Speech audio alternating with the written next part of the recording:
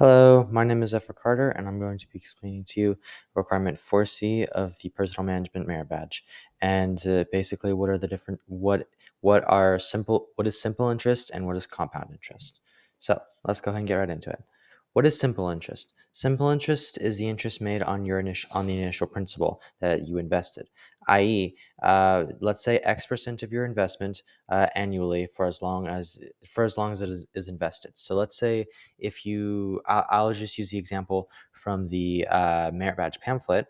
If your initial principal is I guess $100 and you get 6% on that annually in excuse me, in 1 year you will have $106, and you can withdraw that money. And if you withdraw that money, that will be or sorry, if you withdraw your $6 in ROI, so your return on interest, like your profit, if you withdraw that money, then you will have, I guess, $6 to spend, and you will only make another $6 in profit next year.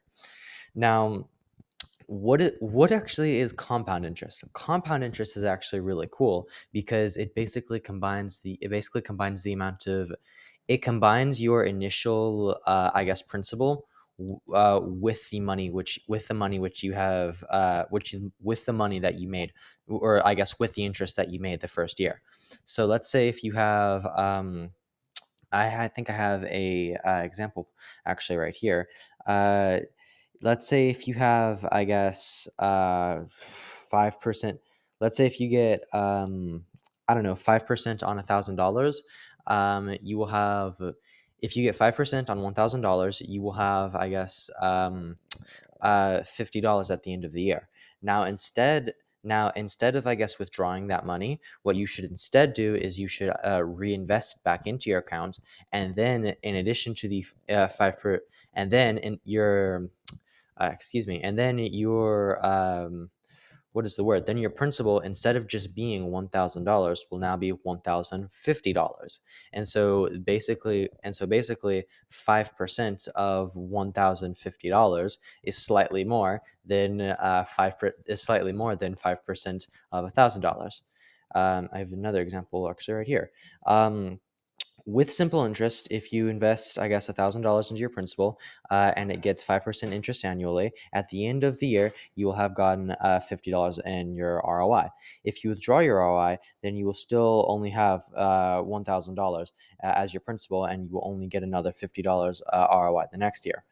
If instead of withdrawing your profit, you reinvest that money back into your account with the initial $1,000, with your initial $1,000 principal, you will have a new principal of $1,050, like I have just said.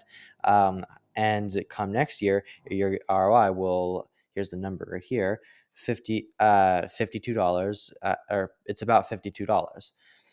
That is slightly more than $50. This might not seem like very much, but if you let this sit over like several years, you can actually make quite a lot of money. So, over the next 5 years, if you just leave this money alone, if you leave the initial with compound interest, if you leave your initial investment of, I guess, $1,000 alone, it will actually compound on itself. And over the next 5 years, you will have made $215, about roughly, on your ROI.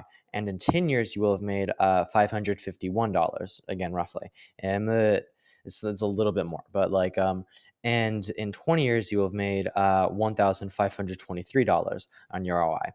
Now contrast that with only using simple interest, and contrast that with using simple interest, where again, if you like if you only get, I guess, the 5% on that $1,000 on your initial $1,000 investment. So let me pull this up. At the end of the with simple interest, at the end of the 5 year mark, you'll have made $250.